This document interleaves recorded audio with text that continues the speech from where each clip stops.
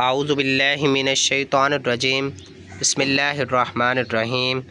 حضرت براء بن عازب رضی اللہ تعالیٰ عنہ سے روایت ہے کہ رسول اللہ صلی اللہ علیہ وآلہ وسلم نے فرمایا کہ جب کوئی بندہ وفات پا جاتا ہے تو مردے کے پاس دو فرشتے آتے ہیں تو اس کو قبر کے اندر بٹھا کر پوچھتے ہیں کہ تیرا رب کون ہے؟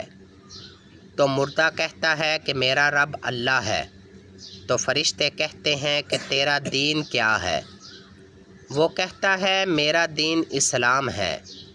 پھر فرشتے پوچھتے ہیں کون ہے یہ جو تم میں مبعوث فرمائے گئے؟ تو مردہ کہتا ہے کہ وہ رسول اللہ صلی اللہ علیہ وآلہ وسلم ہے۔ پھر فرشتے دریافت کرتے ہیں کہ تمہیں کس نے بتایا کہ وہ رسول اللہ صلی اللہ علیہ وآلہ وسلم ہے؟ تو مردہ کہتا ہے کہ میں نے اللہ تعالیٰ کی کتاب کو پڑھا تو ان پر ایمان لایا اور ان کی تصدیق کی کہ رسول اللہ صلی اللہ علیہ وآلہ وسلم نے فرمایا۔ تو اللہ تعالیٰ کے اس قول کا یہی مطلب ہے، یعنی مومن اللہ تعالیٰ کے فرشتوں کو جواب دینے میں ثابت قدم رہتا ہے۔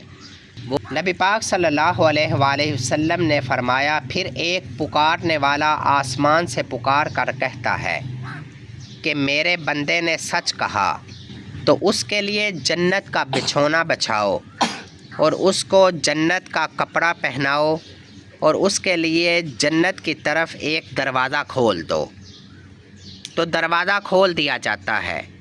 حضور صلی اللہ علیہ وآلہ وسلم نے فرمایا تو اس کے پاس جنت کی ہوا اور خوشبو آتی ہے اور حد نگاہ تک اس کی قبر کو کشادہ کر دیا جاتا ہے۔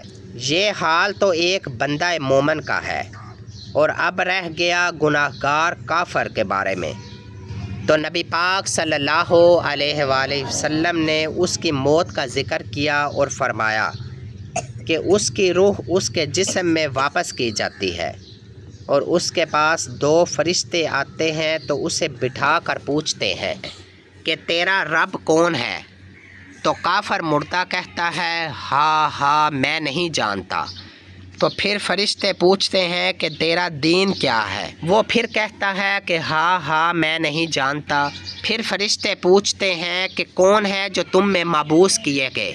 تو اس کا جواب پھر یہی ہوتا ہے کہ ہاں میں نہیں جانتا۔ تو آسمان سے ایک ندا دی جاتی ہے، آواز دینے والا کہتا ہے کہ وہ جھوٹا ہے، اس کے لیے آگ کا بچھونا بچھایا جائے اور اس کو آگ کا لباس پہنایا جائے اور اس کے لیے دوزخ کی طرف سے ایک دروازہ کھول دیا جائے۔ نبی پاک صلی اللہ علیہ وآلہ وسلم نے فرمایا تو اس کے پاس جہنم کی آگ لپٹ آتی ہے اور کافر کی قبر اس قدر تنگ کر دی جاتی ہے یہاں تک کہ اس کی پسلیاں ادھر کی ادھر ہو جاتی ہیں۔